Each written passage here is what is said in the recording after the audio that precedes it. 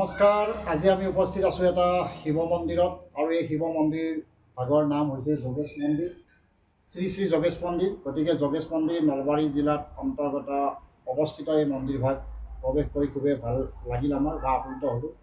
আৰু এই যোগেশ মন্দিৰৰ গোটেইখিনি কথা ইয়াৰে যিজন পুৰোহিত এখেতৰ পৰা জানো, আহকচোন কি কয় এখেতে, কেনেকৈ এই মন্দিৰটো অৱস্থিত হ'ল বা কেনেকৈ নিৰ্মাণ হ'ল বা কি পৰ্যায়ত কি ধৰণৰ পূজা হয়, গোটেইখিনি কথা আমি এখেতৰ পৰা জানো। আপুনি কওকচোন, আমাৰ এই মন্দিৰ ভাগ বেছি দিন হোৱা নাই, হয়তো নিৰ্মাণ হ'বলৈ হোৱা নাই, এইটো 6 বছৰমান হৈছে। 6 বছৰমান আৰু এইটো মন্দিৰ ধৰক প্ৰথমতে নিপেন শৰ্মা তেখেতে এইটো মন্দিৰ বনোৱাত তেখেতৰ প্ৰবল ইচ্ছা আছিল। তেখেতে যথেষ্ট মানে বহুত চিন্তা কৰি তেখেতে এইটো মানে নিজা মাটি এইবিলাক গোটেই নিজা মাটি সমস্ত তেখেতে ইয়াতে গোটেইখিনি পইচা খৰচ কৰি ইয়াতে তেখেতে বনাইছে। ইয়াতে কিন্তু এইটো মন্দিৰটো বনোৱাৰ ক্ষেত্ৰত ইয়াতে আমাৰ ছেক্ৰেটাৰী তেখেতৰ হৈছে মানে জ্যোতিষ শৰ্মা, তেখেতে গোটেইখিনি এইখিনি পৰিচালনা কৰে।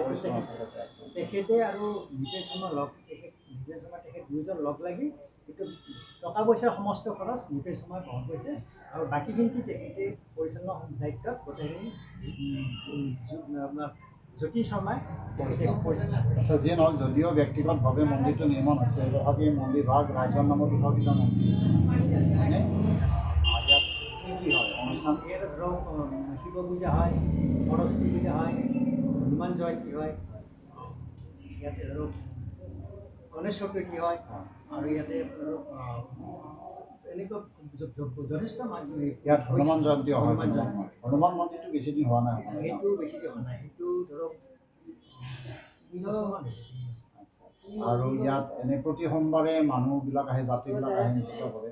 ইয়াতে প্ৰতি মঙলবাৰে হনুমান মন্দিৰত যথেষ্ট যাত্ৰী হয়, মন্দিৰটো হয় আৰু প্ৰায় সোমবাৰে ধৰক ইয়াতে মন্দিৰ হয় আৰু শাওণৰ সোমবাৰকেইটাত ইয়াতে অৱনন ৰাণী নিচিনা আৰু মাঘৰ দুমাহীৰ প্ৰায় 3-4 দিন ধৰি ইয়াতে মানে শিৱ মন্দিৰ যথেষ্ট ভক্তৰ মানে। আমাৰ সচৰাচৰ কিছুমান ব্যক্তিৰ জন্মকুণ্ডলীত কালসৰ্প দোষ থাকে আৰু কালসৰ্প দোষ থাকিলে নাগ নাগিনী দান কৰিব লাগে, এইটো আপুনিও জানিব নিশ্চয়। গতিকে এনেকুৱা ধৰণৰ কালসৰ্প যোগৰ নাগ নাগিনী দান কৰা কোনোবা যাত্ৰী আহিছিল নেকি? আহিছিল। কালসৰ্প, ৰূপৰ বেলপাত তেনেকুৱা ধৰক ইয়াতে বহুত কৰিছে, বহুত দান কৰিছে। ত্ৰিশূলো দিছে, ত্ৰিশূলো তেনেকৈ ধৰক ত্ৰিশূলতো তেনেকুৱা ৰূপাৰে আৰু লোহা এনেকুৱা তাম লগ লাগি তেনেকুৱা ত্ৰিশূলো এনেকুৱা দান কৰিছে। যিসকল ভক্তৰ, যদি কোনোবা ভক্তৰ কালসৰ্প দোষ থাকে, তেতিয়াহ'লে নিশ্চিতভাৱে এই মন্দিৰ ভাগত আপোনালোকে নাগ নাগিনী দিব পাৰে, দান কৰিব পাৰে, শৰাই বন্তি জ্বলাব পাৰে। গতিকে আমি এতিয়া গোটেই মন্দিৰৰ চৌহদখিনি দেখুৱাবলৈ চাম। আপোনাৰ পৰা কথাখিনি জানিলোঁ, গম পালোঁ কি অনুষ্ঠান হয়। পৰৱৰ্তী সময়ত লগ পাম নিশ্চিতভাৱে। নমস্কাৰ। এয়া যোগেশ মন্দিৰৰ বাহিৰৰ ভাগ। এয়া এখন মুখ্য তোৰণ আৰু এই তোৰণখনেৰে ভিতৰলৈ সোমাব পাৰি। এতিয়া বৰ্তমান মুখ্য দুৱাৰ বন্ধ আছে, যদিও আমি কাষেৰে সোমাইছোঁ। কাষৰ এয়া সৰু গেট এখন আছে, এইখানে সোমাব পাৰি। সন্মুখতে এটা সুন্দৰ পুখুৰী আৰু এয়া মন্দিৰ ভাগ বাহিৰৰ পৰা দেখিবলৈ অতি সুন্দৰ মন্দিৰ এটা, অতি জাগ্ৰত মন্দিৰ যেন ধাৰণা কৰিব পাৰি। প্ৰৱেশ কৰিয়ে ভাল লাগিছে।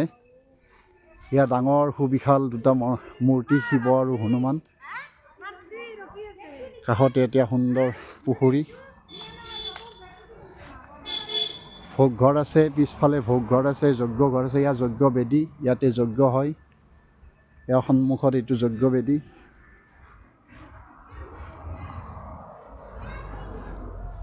আৰু প্ৰয়াত কাশীনাথ শৰ্মাৰ স্মৃতিত এই মন্দিৰ ভাগ নিৰ্মাণ হৈছে চাগে, নিশ্চিতভাৱে এয়াই হয়।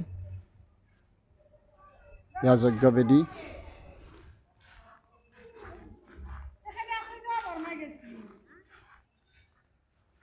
এয়া পুখুৰীত অতি দৃষ্টিনন্দন মৎস্য। এয়া দেখিয়ে ভাল লগা এটা পৰিৱেশ। আমি ক্ৰমশঃ মন্দিৰৰ ভিতৰলৈ সোমাই আহি আছোঁ।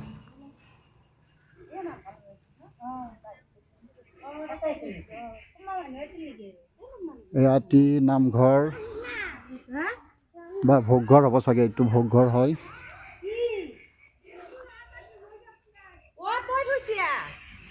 ইয়াতে শিশুসকলে তেওঁলোকৰ আনন্দ কৰিবলৈ এখন সুন্দৰ পাৰ্কৰ ব্যৱস্থা আছে।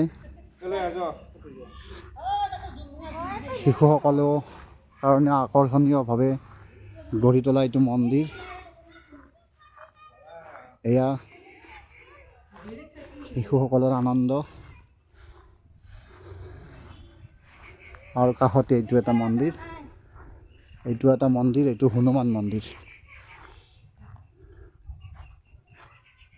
এইটো হনুমান মন্দিৰ বৰ্তমান বন্ধ আছে, হয়তো প্ৰতি মঙলবাৰে ইয়াৰ দুৱাৰ খোলা হয় বা ভক্তসকল হয়তো প্ৰতি মঙলবাৰে আহে। তথাপিও যদিও মন্দিৰ বন্ধ আছে, কিন্তু নিত্যনৈমিত্তিকভাৱে তেওঁৰ যি পূজা সেৱা নিত্য পূজা এইখিনি হৈ থাকে বুলি কৈছে মোক পূজাৰীজনে। ইয়াত দুজন পূজাৰী আছে, এজন হনুমান মন্দিৰত আৰু মুখ্য পূজাৰীজনৰ লগত আমি ইতিমধ্যে কথা পাতিলোঁ। গতিকে মন্দিৰভাগ নলবাৰী জিলাৰ পাইকাৰকুছিৰ পৰা ভিতৰলৈ সোমাই আহি বালিকুছি বুলি কয় এইখিনি জেগা।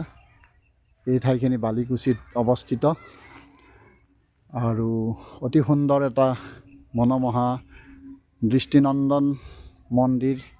সন্মুখেৰে এয়া ৰাস্তা গৈছে, মুখ্য PWD ৰাস্তা, যি ৰাস্তাৰে গ'লেও মানুহে দেখা পায় মন্দিৰভাগ ৰাস্তাৰ কাষতে অৱস্থিত। আৰু একেবাৰে হাইৱে ৰাস্তাৰ নাতি দূৰত মন্দিৰটো হয়। নামনিমুৱা যি হাইৱে ৰাস্তা আছে, 31 নম্বৰ হাইৱে ৰাস্তা, সেই ৰাস্তাৰ প্ৰণীতা ৰেষ্টুৰেণ্ট বুলি সকলোৱে জানে, প্ৰণীতা ৰেষ্টুৰেণ্টৰ কাষেৰে সোমাই আহিলে এই মন্দিৰভাগ দেখিবলৈ পোৱা যায়। গতিকে সাধাৰণভাৱে এই মন্দিৰটোৰ কিছু অংশ আপোনালোকৰ ওচৰত দাঙি ধৰিলোঁ। পৰৱৰ্তী সময়ত আকৌ এনেকুৱা কিবা মঠ মন্দিৰৰ বাতৰি পালে নিশ্চিতভাৱে দেখুৱাবলৈ চাম। আজিলৈ এৰিছোঁ, নমস্কাৰ।